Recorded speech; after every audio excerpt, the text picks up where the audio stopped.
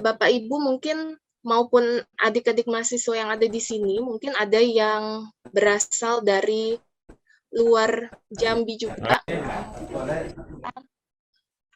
Mungkin belum tahu tentang Seluk-Beluk Jambi.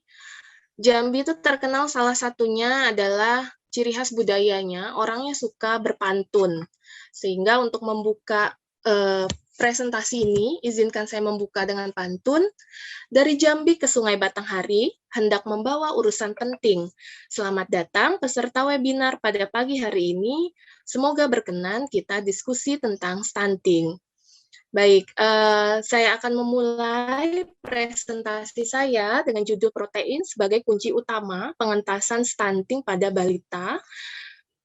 Dan untuk ringkasan apa saja yang ingin saya sampaikan pada pagi hari ini, yaitu yang pertama mengenai masalah stunting di Provinsi Jambi, kemudian zat gizi apa saja yang berkaitan dengan stunting, kemudian peran protein bagi pertumbuhan balita terutama, dan untuk yang keempat, pangan lokal tinggi protein di Provinsi Jambi, sekaligus nanti saya akan memperkenalkan kepada peserta yang ada di sini apa saja sih makanan, minuman lokal yang ada di Jambi, khususnya yang berkaitan dengan pangan protein hewani dan pangan protein nabati.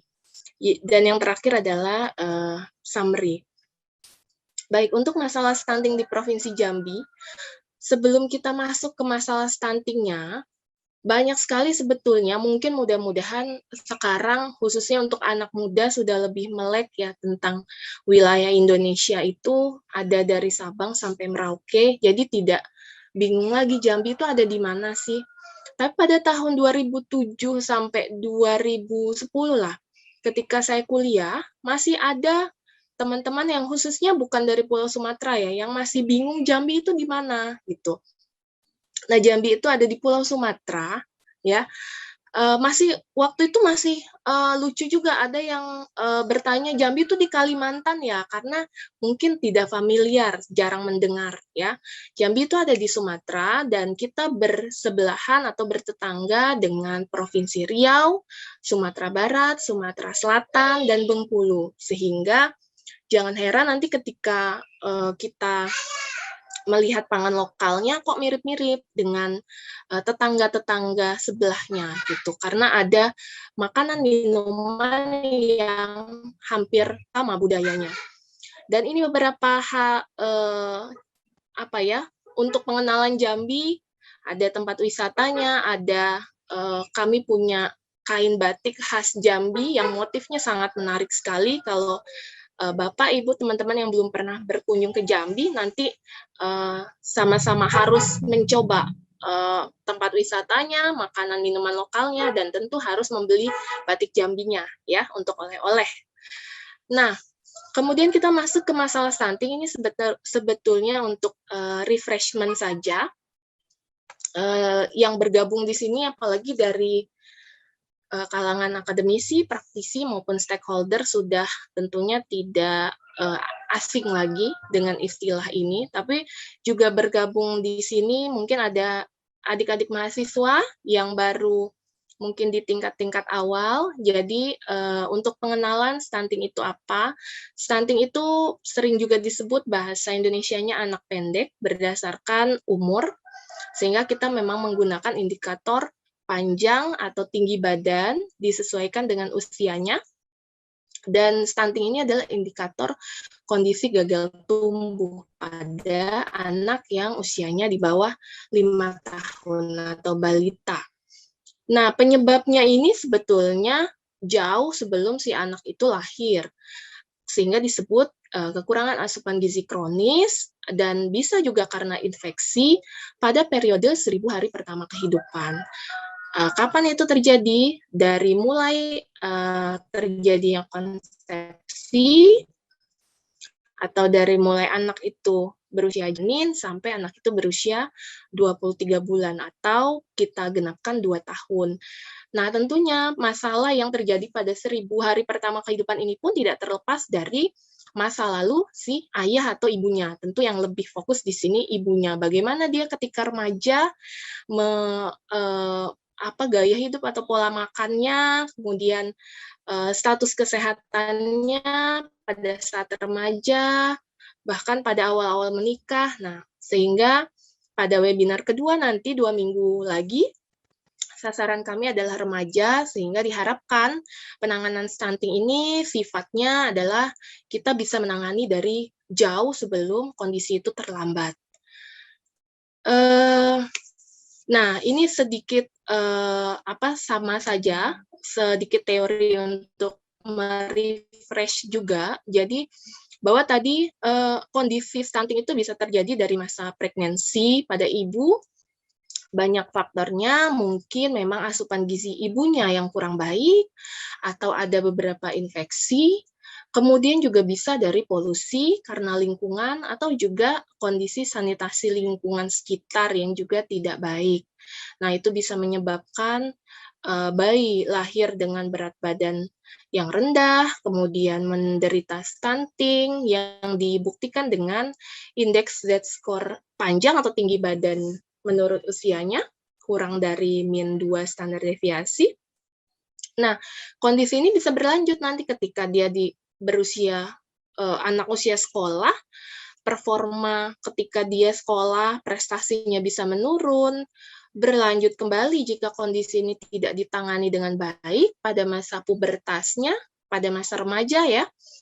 Dia juga memiliki kesehatan yang buruk, dan apa yang terjadi ketika dia nanti berusia dewasa memiliki kembali ke anaknya, sehingga menjadi seperti lingkaran jika ini tidak ditangani dengan baik. Nah, pada webinar hari ini memang yang banyak kita bicarakan di kelompok ini ya, kelompok anak, khususnya anak usia balita di bawah 5 tahun. Nah, 2 minggu ke depan nanti kita akan menyasar kelompok remaja, kemudian nanti 2 minggu ke depan lagi, nanti akan ada untuk kelompok usia umum atau dewasa, yang nanti bisa sasarannya juga bisa kita libatkan di situ PKK ya, kalau tidak salah infonya dari Bu Ismi begitu.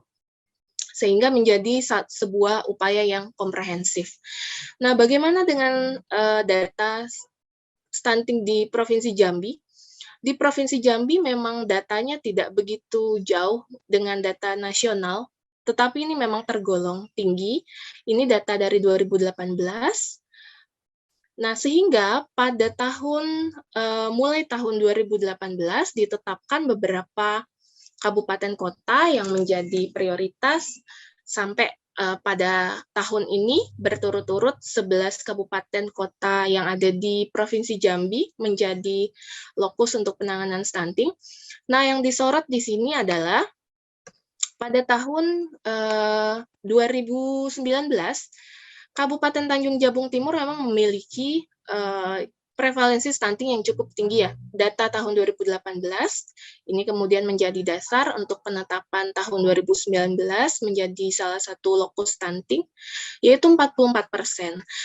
Nah, tetapi hal yang luar biasa dan menggembirakan, seperti yang sudah sering kita bahas di beberapa kegiatan Siameo Rekfon dalam upaya penanganan stunting, Kabupaten Tanjung Jabung Timur saat ini memiliki percontohan atau model yang luar biasa dalam upaya penanganan stunting, dan dalam hal ini juga menyasar berbagai kelompok sasaran, kelompok usia. Tentu ini tidak terlepas dari kerjasama yang baik antara beberapa stakeholder yang mungkin dikoordinatori lebih utamanya oleh Dinas Kesehatan Tanjung Jabung Timur.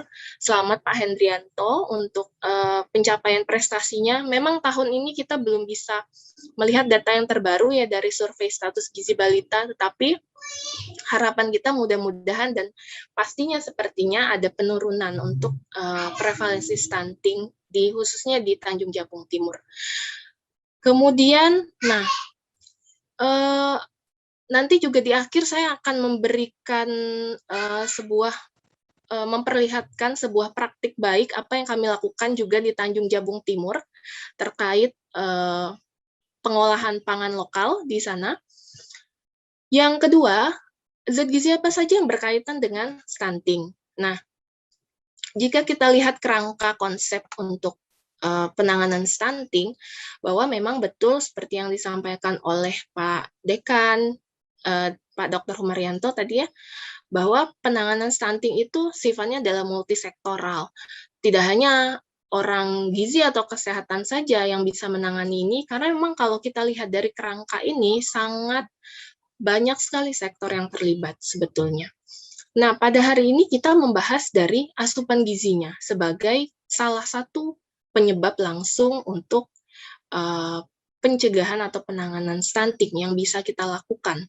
Nah, tentunya kalau nanti kita membahas asupan gizi tentu tidak terlepas dari bagaimana ketersediaan. Tadi Pak Dadi sudah menyampaikan ya, peran kedelai sebagai salah satu kontribusi protein, pangan protein untuk peningkatan asupan gizi pada anak stunting. Nah, nanti juga akan berlanjut bagaimana ketersediaannya di wilayah khususnya di Jambi, apakah terjangkau dengan masyarakat atau tidak ya. Kemudian bagaimana lingkungan sosial yang salah satunya misalnya upaya pemberian makanan untuk bayi dan anak, hygiene sanitasinya dalam pengolahan pangan itu ya. Jadi banyak sekali sektor atau bidang yang nanti terlibat untuk penanganan ini, upaya penanganan ini khususnya dari asupan gizi. Nah, kemudian sebetulnya kalau berbicara zat gizi apa yang diperlukan untuk tumbuh kembang anak, saya bisa katakan semua zat gizi itu penting untuk pertumbuhan dan perkembangan anak. Tapi jika kita fokus ke pertumbuhan anak, ada beberapa zat gizi yang perlu dan wajib sebetulnya dipenuhi sesuai dengan angka kecukupan gizi Indonesia untuk balita ya. Dari zat gizi makro misalnya karbohidrat, lemak itu tetap wajib terpenuhi selain protein yang lebih penting sebagai sumber asupan gizi paling vital untuk pertumbuhan anak. Nah, untuk pangan protein sendiri, pangan protein memang terbagi dua, pangan protein hewani dan pangan protein nabati. Banyak orang yang seringkali membandingkan keunggulan masing-masing. Padahal sebetulnya masing-masing baik pangan protein hewani maupun pangan protein nabati itu memiliki keunggulan yang tidak bisa digantikan satu sama lain. Untuk pangan protein hewani, keunggulannya apa? Dia punya asam amino dan mutu zat gizi yang lebih lengkap memang. Kalau bisa kita bilang sempurna. Tetapi sebaliknya, pangan protein nabati itu mengandung proporsi lemak tidak jenuh yang lebih banyak. Dan tentunya lemak tidak jenuh ini juga diperlukan untuk pertumbuhan anak. Selain itu, pangan protein nabati juga mengandung beberapa antioksidan yang juga diperlukan untuk anak. Apalagi kalau saat ini kita berbicara masa pandemi ya, di mana anak juga penting untuk ditingkatkan imunitas tubuhnya. Sehingga ya memang masing-masing memiliki keunggulan sendiri-sendiri. Oleh karena itu, dalam nanti penyusunan menu untuk anak harus diseimbangkan, diragamkan antara konsumsi pangan protein hewani dan juga pangan protein nabati. Sehingga kalau untuk penyusunan anak, khususnya untuk MPASI ya, kita mengenal istilah kalau di ibu-ibu milenial terutama sudah sangat familiar sekali istilah 4 bintang. Harus terpenuhi pangan karbohidratnya, pangan proteinnya, baik hewani dan nabati, kemudian sayur, buah, sehingga ada 5 kelompok pangan di dalam piring makan anak. Nah, untuk zat gizi mikro sendiri ada kalsium, besi, vitamin D. Ini tidak bisa terlepas atau tidak bisa kurang juga dalam konsumsi makan anak, karena ini juga mendukung metabolisme protein untuk pertumbuhan anak.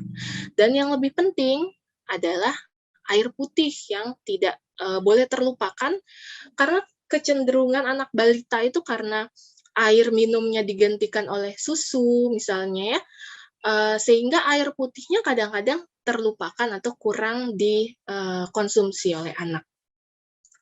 Nah, selanjutnya yang ketiga, bagaimana peran protein untuk pertumbuhan balita? Beberapa studi sudah menunjukkan hasil penelitian kami pada tahun 2018 di salah satu lokus stunting di Karawang, di Kabupaten Karawang, kami waktu itu melaksanakan pendampingan pada salah satu kabupaten yang juga terpilih menjadi lokus penanganan stunting. Namanya itu adalah Desa Sri Kamulyan. Mungkin Bapak Ibu pernah berkunjung ke sana, sudah hampir mepet-mepet ke arah pesisir, ke arah laut lepas. Nah, di sana tentu prevalensi stuntingnya tinggi, dan yang kami lakukan adalah beragam upaya multisektor yang tidak hanya dari penganekaragaman atau peningkatan konsumsi pangan lokal, tetapi juga pendampingan dalam penyusunan peraturan desa terkait penanganan stunting. Dan salah satu hasil temuan dari studi tersebut adalah menunjukkan stunting itu bisa dicegah dengan ASI eksklusif yang diberikan pada bayi sampai dia berusia 6 bulan dan dilanjutkan dengan pemberian MPASI sampai dia berusia 2 tahun. Nah, kita tahu salah satu sumber, bukan mungkin satu-satunya ya, bahkan satu-satunya sumber protein utama pada anak sampai dia berusia 6 bulan itu adalah ASI. Di dalam 100 gram ASI itu terkandung 1,5 gram protein. Jadi, sungguh luar biasa ciptaan Allah yang sudah mempersiapkan asupan protein untuk anak bahkan sejak dini. Nah, ini kandungan gizi masing-masing kelompok pangan itu bisa kita lihat dari tabel komposisi pangan Indonesia yang dikeluarkan tahun 2018. Dan kalau teman-teman di sini ingin mengakses untuk umum, ada di nilaigizi.com dari startup ahligizi.id. Nah, kemudian berikutnya studi yang selanjutnya terkait peranan protein dan asam amino pada bayi dan anak usia balita terutama ya, bahwa ditemukan asupan protein pada awal kehidupan. Nah, artinya ini early life ini bisa dihitung pada usia sampai 2 tahun tadi ya, secara positif berhubungan dengan peningkatan berat dan juga tinggi badan pada 10 sampai usia 10 tahun. Anak itu usia 10 tahun. Nah, yang menjadi fokus kita adalah di sini peningkatan tinggi badan. Kalau untuk peningkatan berat badan nanti mungkin bisa dilihat kembali komposisi menunya, apakah anak itu lebih banyak mengkonsumsi makanan yang tinggi kalori dan lemak ya, tetapi rendah serat atau bagaimana itu. Nanti bisa diatur pengaturan menu makannya. Nah, ini studi ketiga, ini dari Journal of Nutrition tahun 2016 ditemukan bahwa sama seperti studi sebelumnya, bahwa asupan protein yang lebih tinggi khususnya untuk pangan protein hewani ya, pada usia dihubungkan dengan peningkatan tinggi badan, berat badan, dan IMT, indeks massa tubuh, sampai anak itu berusia 9 tahun. Karena dari asupan protein yang konsumsi anak sampai di awal masa kehidupannya itu mempengaruhi hubungan high quality protein and energy intake terhadap sama bahwa peningkatan kualitas dan juga kuantitas, sehingga kita juga perlu memperhatikan kualitas asupan protein yang anak-anak kita konsumsi ya, itu berhubungan dengan pertumbuhan linear pada anak-anak sampai dia berusia remaja ya. Nah, kemudian oleh karena itu memang terlihat dari beberapa studi ya bahwa pangan protein itu memiliki keunggulan atau manfaat untuk pertumbuhan anak, sehingga apa yang kemudian bisa kita terapkan atau kita lihat pangan lokal apa yang bisa berkontribusi di Provinsi Jambi.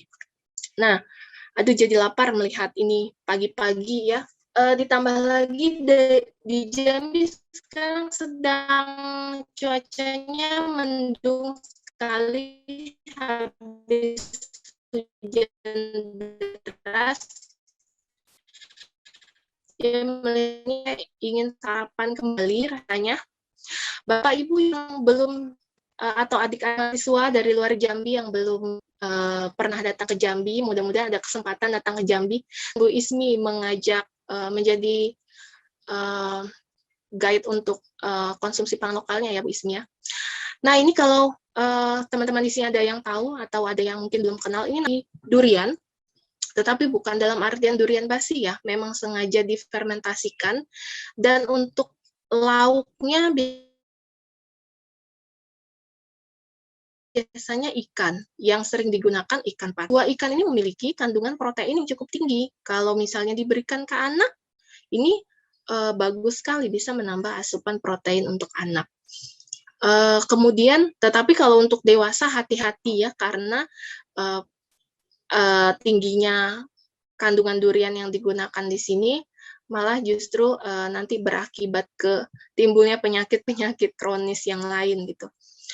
Kemudian yang berikutnya ini ada pindang, sama olahannya menggunakan ikan yang biasa digunakan ikan patin, tinggi, salah satu ikan yang memiliki kandungan protein yang juga cukup tinggi. Di Jambi itu karena daerahnya itu memiliki sungai, kita tidak memiliki laut memang, sehingga memang pangan lokal yang khususnya dari ikan itu yang paling banyak adalah ikan sungai. Jadi banyak sekali olahan-olahan ikan sungai yang ada di Provinsi Jambi.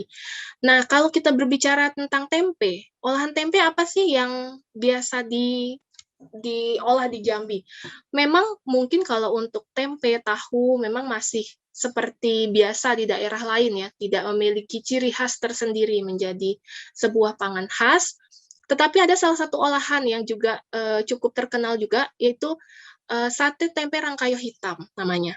Seperti sate pada umumnya untuk pembuatannya, kenapa diberikan nama rangkayo hitam? Karena merupakan salah satu pahlawan dari Jambi. Kemudian ada nasi gemuk yang ini biasa dan sering sekali dikonsumsi oleh anak-anak kita pada pagi hari. Memang kelihatan kalau untuk serat cukup kurang, tetapi untuk kontribusi protein di sini bisa dari ikan teri dan dari telur. Bapak Ibu harus coba ikan teri Jambi itu memiliki keunggulan cita rasa yang sangat enak sekali. Nah, kemudian ada kerutuk ikan. Kerutuk ikan itu hampir seperti pepes yang dibuat dengan cara dipanggang, bisa menggunakan daun pisang atau tanpa daun pisang ya. Jadi ini juga ikannya sama dari nasi ikan sungai, dan salah satu keunggulannya juga rendah lemak untuk khususnya lemak jenuh ya untuk anak-anak kita. Pempek, banyak yang bilang kok hampir sama ya dengan Sumatera Selatan, karena tadi saya bilang daerahnya bertetangga, sehingga ada beberapa pangan lokal yang mirip, tetapi baik di pengolahan maupun di penyajiannya ada yang membedakan, dan juga dari penggunaan ikannya. Nah, ini juga salah satu pangan lokal yang terbuat dari pangan protein nabati yang ada di Jambi, kue Padamaran. Ini adalah snack atau cemilan, tetapi dibuatnya dengan ditambahkan kacang hijau. Nah, mungkin nanti juga bisa menjadi alternatif juga, mungkin diganti dengan kedelai, seperti yang tadi Pak Dadi bilang ya, untuk peningkatan asupan kedelai, bisa dikombinasikan untuk dikreasikan untuk menu cemilan anak-anak kita. Nah, ini salah satu praktik pengolahan pangan protein yang pernah kami lakukan, baru bulan lalu kami lakukan di Tanjung Jabung Timur. Tapi mohon maaf Pak Hendrianto tidak sempat mampir ke Dinas Kesehatan. Ini di Tanjung Jabung Timur, di salah satu desa kami melibatkan para anggota kelompok usaha bersama atau pelaku UMKM yang ada di sana untuk pelatihan nugget kerabang telur. Jadi untuk pangan protein hewaninya kami menggunakan ayam dan juga kerabang telur untuk peningkatan kalsium dari produk yang dibuat. Kemudian bisa juga dikombinasikan dengan pangan protein nabati berupa tempe atau tahu dan juga sayur sayuran berupa wortel, mencoba mengkreasikan menggunakan sayuran lokal seperti daun singkong. Enak juga hasilnya, dan juga bisa ditambah dengan pangan karbohidratnya, misalnya umbi-umbian yang di sini juga banyak, ada umbi-umbian khas lokal, sehingga ketika anak kita ngemil beberapa potong nugget, itu di dalamnya sudah ada semua kelompok pangan. Ada pangan karbohidrat, pangan protein hewani, pangan protein nabati, dan sayuran. Gitu. Sudah lengkap ada di sana. Dan ini kerjasama ilmu kesehatan masyarakat bersama Magister Ilmu Lingkungan dan Teknologi Pangan. Nah, sehingga sampailah kita di akhir dari presentasi ini. Apa yang bisa saya ringkas, bahwa yang pertama, dari berbagai studi sudah ditunjukkan bahwa protein itu berperan penting dalam pengentasan stunting pada balita, dan baik itu pangan protein hewani dan pangan protein nabati, ya, karena masing-masing memiliki keunggulan untuk pertumbuhan balita yang tidak bisa digantikan satu sama lain. Jadi dua-duanya harus melengkapi dan diberikan lengkap di dalam piring menu anak balita. Dan apa yang bisa direkomendasikan, perlu upaya penganeka-ragaman konsumsi pangan protein lokal, baik itu dari jenisnya maupun pengolahan menunya, ya, sampai ke penyajian, mohon maaf nih typo, sampai ke penyajian menu di piring anak-anak kita, sehingga anak balita itu tertarik untuk mengkonsumsi, baik itu dari tampilan warna, ya, bentuk, belum dia mencicipi saja dia sudah tertarik, gitu. Demikian Bapak Ibu, adik-adik mahasiswa, maupun mungkin di sini ada teman-teman dari puskesmas maupun dari rumah sakit juga. Terima kasih banyak atas waktu yang diberikan, khususnya juga dari Siameo Rekfon dan Universitas Jambi. Jika ada pertanyaan, mungkin nanti bisa kita diskusikan pada sesi diskusi. Mohon maaf apabila ada kekurangan dan kehilafan dari saya. Wassalamualaikum warahmatullahi wabarakatuh.